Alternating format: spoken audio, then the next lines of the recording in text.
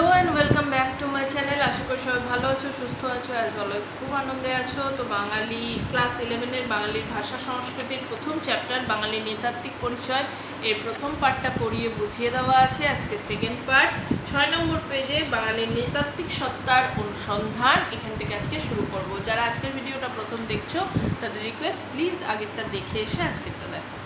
শুরু করা যায়। প্রোটো অস্ট্রেলীয় বা আদি অস্ট্রাল নরগোষ্ঠীর লোকেরাই যে বাংলার আদিম অধিবাসী এ বিষয়ে কোনো সন্দেহ নেই, কেননা এই নরগোষ্ঠীর লোকেরা অস্ট্রিক ভাষায় কথা বলতো। আর ভারতের সব ভাষায় অস্ট্রিক ভাষার শব্দ ব্যবহৃত হলেও বাংলা ভাষায় এর পরিমাণ প্রচুর, যা আধুনিক বাংলা ভাষায় দেশি শব্দ নামে পরিচিত। অস্ট্রিক ভাষাভাষী জাতিগোষ্ঠীর একটি বিশিষ্টতাই হলো 20 সংখ্যাকে ভিত্তি করে উচ্চতর সংখ্যার প্রকাশ করা। এই রীতি এখনও গ্রামীণ বাংলায় প্রচলিত আছে। বর্তমান বাংলার উপজাতি সমূহ হলো বাংলার আদিম অধিবাসীদের বংশধর ও সাক্ষ্য বহনকারী। আচ্ছা, 20 সংখ্যাকে ভিত্তি করে উচ্চতর সংখ্যা প্রকাশ করা মানে কি? অনেকেই দেখবে যদি তোমরা ফোক লিটারেচার পড়ো বা এই মানে এখনই যেটা আমার মনে আসছে, তারাশঙ্করের বিভিন্ন উপন্যাস, স্পেশালি আমার হাসলিবাগের উপকথাকে মনে হচ্ছে, ওখানে মানে আরও অনেক আছে, এই মুহূর্তে আমার বলতে বলতে যেটা ফট করে মনে এলো সেটাই বললাম। ওখানেও দেখবে বয়স বলার ক্ষেত্রে 1 কুড়ি, 2 কুড়ি, 3 কুড়ি বয়স, 4 কুড়ি বয়স, 4 কুড়ি মানে 4 × 20 80। তো এইভাবে বয়স বলার রীতি প্রচলিত আছে। স্পেসিফিক আমি বলেও দিচ্ছি, সুচাঁদ পিসি যখন নামটা বলে নিজের বয়স বলে যে 4 কুড়ি বয়স হলো। তো এইভাবে বয়স বলার রীতি এটা বাংলায় প্রচলিত আছে। এটা মনে এলো, অনেক জায়গায় অনেক পুরনো লেখা এটা পাবে, আমার স্পেসিফিক মনে এলো বললাম। বাংলা এদের সঙ্গে এসে মিশেছিল দ্রাবিড়ীয় ভাষাভাষী কিছু আগন্তুক নরগোষ্ঠী, তাই বাংলা ভাষায় অনেক দ্রাবিড় শব্দ পাওয়া যায়। আর আদি অস্ট্রাল ও দ্রাবিড় ভাষাভাষীদের বৈশিষ্ট্য হচ্ছে লম্বা মাথা, চওড়া নাক, খাটো শরীরের দৈর্ঘ্য, খাটো মানে বেটে।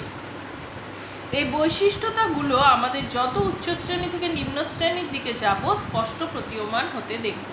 এরপর বাংলা এসেছিল আলপীয়রা। এরা আর্য ভাষায় কথা বললেও নর্ডিক গোষ্ঠীভুক্ত বৈদিক আর্য ভাষার থেকে তা আলাদা ছিল। আমরা আগেই বলেছি বাংলাদেশের আর্য ভাষাভাষীরাই কিন্তু বেদ বর্ণিত অসুর জাতিভুক্ত নরগোষ্ঠী। যদিও আলপীয়রা ক্ষেত্রবিশেষে আদি অস্ট্রাল ও দ্রাবিড় ভাষাভাষীদের সঙ্গে কিছুটা মিলিত হয়েছিল, যদিও উচ্চ শ্রেণীর বাঙালিরা আলপীয় পর্যায়ভুক্ত হলেও বাঙালির নৃতাত্ত্বিক সত্তা যে বিচিত্র ও মিশ্র বা সংকর তা ক্রমশ স্পষ্ট হচ্ছে। মিশ্র বা সংকর কেন? কারণ অন্য উপজাতির সঙ্গে, এক বাঙালি উপজাতির সঙ্গে অন্য উপজাতির বিয়ে হয়েছে, তাদের মিশ্রণে যে বাচ্চারা হয়েছে, তাদের মধ্যে তো আর শুধু বাঙালিত্ব নেই, তাদের মধ্যে অন্য মিশ্রণ ঘটেছে, এটাকেই বোঝানো হচ্ছে। বাংলার এছাড়া শুধু বিয়ে বা বাচ্চা হওয়ার ক্ষেত্রেও নয়, তো আমরা ধরো সাধারণ বাঙালি ভাতে মাছে আছি না, আমরা যদি গিয়ে কদিন আমেরিকায় যারা কর্মসূত্রে থাকে দীর্ঘ 4-5 বছর, তাদের দেখবে ভাষা, চেহারার রঙও কিছুটা, আদব কায়দা সব কিছুই পরিবর্তন হয়। তো এ ধরনের মিশ্রণও ঘটে। বাংলার বিভিন্ন অংশের নানান শ্রেণীর জনসাধারণের দেহের গঠন, চুলের বৈচিত্র্য, চামড়া ও চোখের রং, নাকের আকার, মাথার আকার ইত্যাদি বিষয়ে বিভিন্নতা আছে। তবে বিভিন্নতাগুলিকে অতিক্রম করে প্রধানত যে বৈশিষ্ট্যটি ফুটে ওঠে তা হলো প্রধান প্রধান ধারার সঙ্গে উপধারা মিলিয়ে এক হইয়াই বাঙালির জনসাংকর্যের সৃষ্টি হইয়াছে, এ কথা ভুলিলে চলবে না। এক্ষেত্রে খুব সংক্ষেপে আদি ও তার পরবর্তীকালের বাংলার সমাজবিন্যাস সম্পর্কে সামান্য ধারণা দেওয়া জরুরি। একদম আদিতে বাংলার সমাজ ছিল কৌমভিত্তিক। পণ্ড্রু, পরবর্তীকালে পোদ, কর্বট, পরবর্তীকালে কৈবর্ত, বাগদি, হাড়ি, ডোম, বাউরি ইত্যাদিরাই ছিল সে সময়কার কৌমভিত্তিক জাতি। এই সমস্ত জাতি উপজাতিগুলোর নাম তোমরা বাঙালি শুনেইছ, পুরনো লেখা বা এগুলোতে বাগদি, হাড়ি, ডোম, বাউরি এই সমস্ত উপজাতির নাম তোমরা জানো আশা করি। খ্রিস্টপূর্ব কাল থেকে ব্রাহ্মণ্য ধর্মের অনুপ্রবেশ ঘটলেও পাল রাজাদের সময় পর্যন্ত বাংলাদেশে বৌদ্ধ ধর্মই ছিল প্রধান। যদিও গুপ্ত যুগে ব্রাহ্মণ্য ধর্ম প্রতিষ্ঠা লাভ করতে শুরু করে, যা পরবর্তীতে পাল রাজাদের পরে সেন রাজাদের সময় স্বমহিমায় ফিরে আসে, কিন্তু পাল রাজাদের 400 বছরের রাজত্বকালে রাজধর্ম ছিল বৌদ্ধ ধর্ম। এই সময় জাতিভেদের কড়াকড়ি না থাকায় সব মিলেমিশে গিয়েছিল। এই সাক্ষ্য বহন করেছে আনুমানিক 13 শতকে রচিত বৃহদ্ধর্ম নামক উপপুরাণ। সেন রাজত্বের কিছুকাল পরে রচিত হওয়ায় এখানে ব্রাহ্মণ ছাড়া বাংলার সব জাতিকেই শঙ্কর আখ্যা দিয়ে তিনটি পর্যায়ে বিভক্ত করা হয়েছে। সংকর অর্থাৎ মিশ্র, মানে কোনো একটা না, অন্য জাতির সাথে মিশ্রকে বলা হয় সংকর। উত্তম সংকর, মধ্যম সংকর, অন্তজ সংকর, এই তিনটি বিভাগে নাপিত, মোদক, রজক, স্বর্ণকার, চণ্ডাল, চামার ইত্যাদি মোট 41টি বর্ণ উপবর্ণের কথা বলা হয়েছে। আচ্ছা, উত্তম সংকর মানে সব থেকে ভালো প্রজাতি, মধ্যম মানে মিডিয়াম, আর অন্তজ মানে একদম নিম্ন, এই যেগুলো বলা হয়েছে না, চণ্ডাল, চামার, এরা।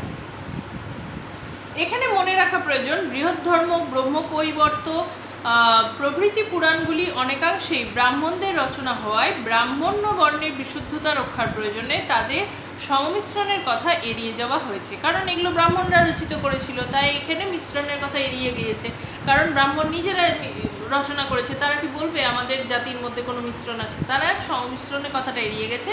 তারা ব্রাহ্মণ্য ধর্ম যে শুদ্ধ ধর্ম বা বর্ণ, সেটা এখানে উল্লেখ করেছে।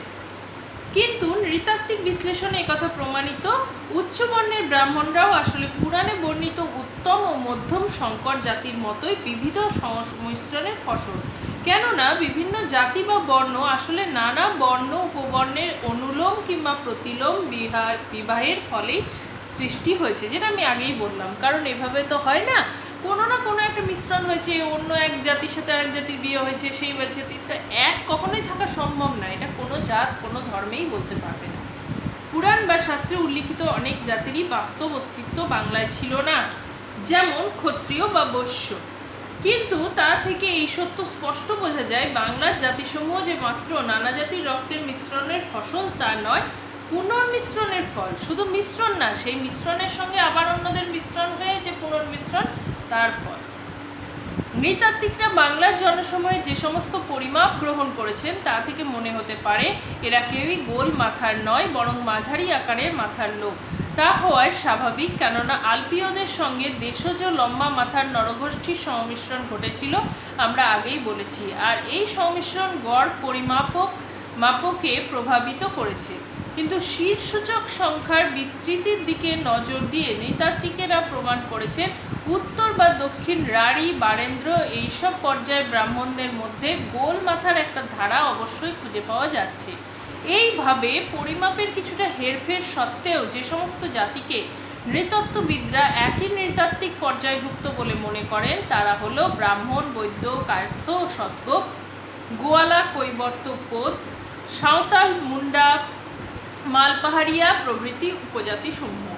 আর একটি আশ্চর্যের দিক হলো, নৃতাত্ত্বিক পরিমাপের দিক থেকে ব্রাহ্মণ, বৈদ্য, কায়স্থের মতো উচ্চবর্ণের লোকদের সঙ্গে নমশূদ্রের কোনো পার্থক্য না থাকা সত্ত্বেও সমাজে এদের স্থান সবচেয়ে নিচে।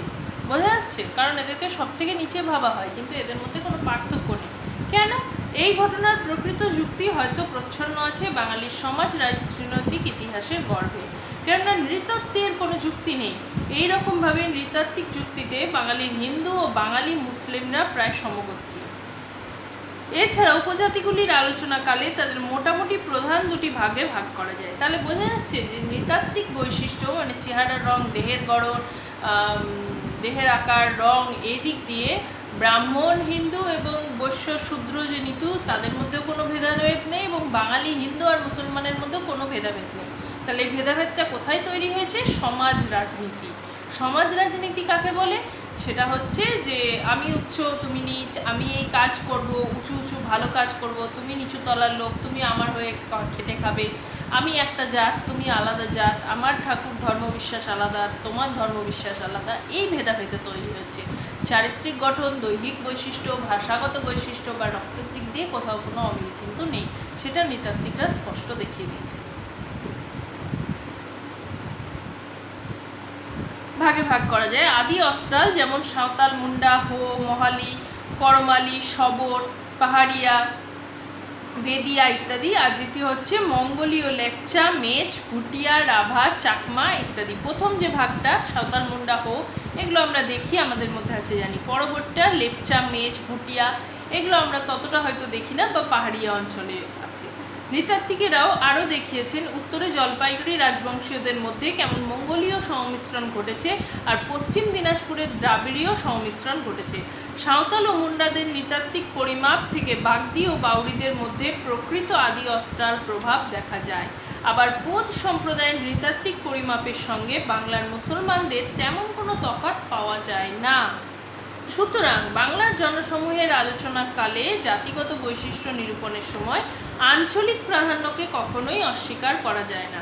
বিভিন্ন জেলার নানা বর্ণের নানা গোষ্ঠীর মানুষের সূক্ষ্ম স্থূল ভেদাভেদকে নিয়েই ঘটেছে এই বিচিত্র সংমিশ্রণ, কিন্তু বহু যুগের বহু কালের এই মিশ্রণ ও পুনঃমিশ্রণ এতই গভীর ও ব্যাপক যে অধিবাসীরা তাদের স্বাতন্ত্র্য হারিয়ে আজকের আধুনিক বাঙালির জন্ম দিয়েছে।